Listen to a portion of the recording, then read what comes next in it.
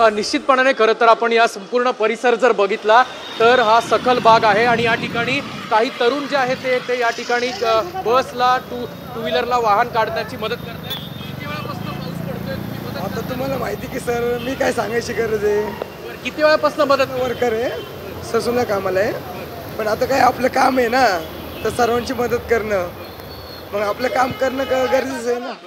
बरं आपण जर बघितलं तर दुचाकी स्वारांना मोठा फटका खरं तर या ठिकाणी आपल्याला झाल्याचं पाहायला मिळतंय। ज्या चारचाकी वाहनं आहेत ते या ठिकाणाहून जात नसले तरी सुद्धा जे टू व्हीलर आहेत त्यांना मोठा फटका बसतोय कारण हा संपूर्ण सखल भाग जो आहे तिथे पाणी जे आहे ते अत्यंत मोठ्या प्रमाणावर साठलेलं आहे।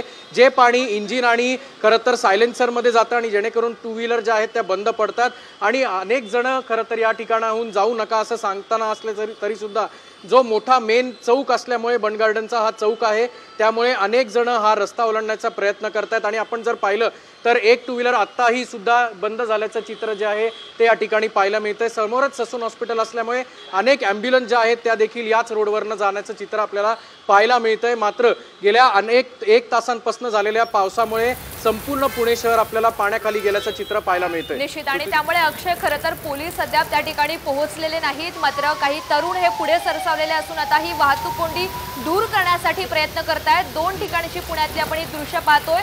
शिवाजी रोडवर पाणी झालंय आणि शनिवार पाडा परिसरात सुद्धा सखल परिसर असल्यामुळे पाणीच असल्याचं चित्र आपल्याला बघायला मिळतंय। अक्षय धन्यवाद सविस्तर माहितीबद्दल।